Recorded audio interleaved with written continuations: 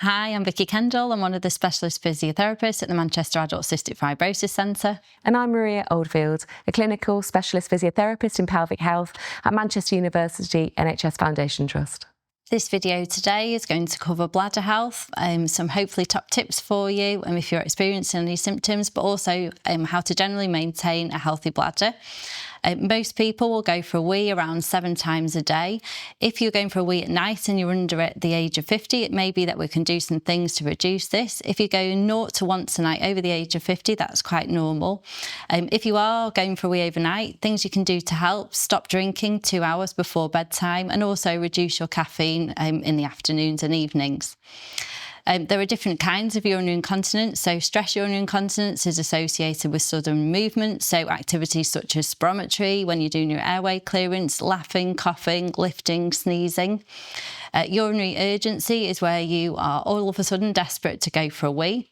Urinary urge incontinence is where you'd be absolutely desperate to go for a wee, but perhaps not quite make it in time. And mixed urinary incontinence is a combination of both stress urinary incontinence and urge urinary incontinence. So the good news is that there are things that you can do to help with these. So if you're experiencing urgency, reducing drinks such as caffeinated drinks, alcohol, fizzy drinks, hot chocolate, tomato-based foods, citrus drinks can all be helpful in reducing this. And in order to maintain a healthy bladder, a graduated bottle will help you to evenly spread your water intake throughout the day. And you want to be aiming for around 1.5 to 2 litres. Alongside thinking about your fluid intake, it's also really important we think about your pelvic floor muscles. This is a model of the pelvis. This is the front of the pelvis and this is the back. Underneath, supporting the organs of the bladder and the bowel, are your pelvic floor muscles.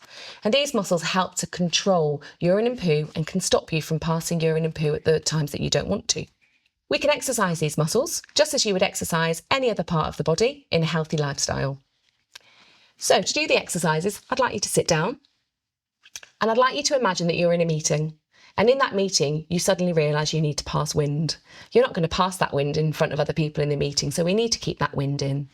And you would do that by closing around your anus, your back passage, but try not to squeeze around your bum cheeks. If you have a vagina, try and imagine that you're bringing the vagina upwards into the body. If you have a penis, think about lifting the penis and the testicles at the same time that you're closing around the anus. Try and hold that contraction for about 10 seconds. You might find that you can't hold for 10 seconds, so start with 3 seconds and then let go. Then repeat that activity again. So holding up, hold for 3 seconds. As you start to improve, you can work your way towards that 10-second hold. As well as long holds, we need to do quick squeezes. These ones are lift, let go, lift, let go.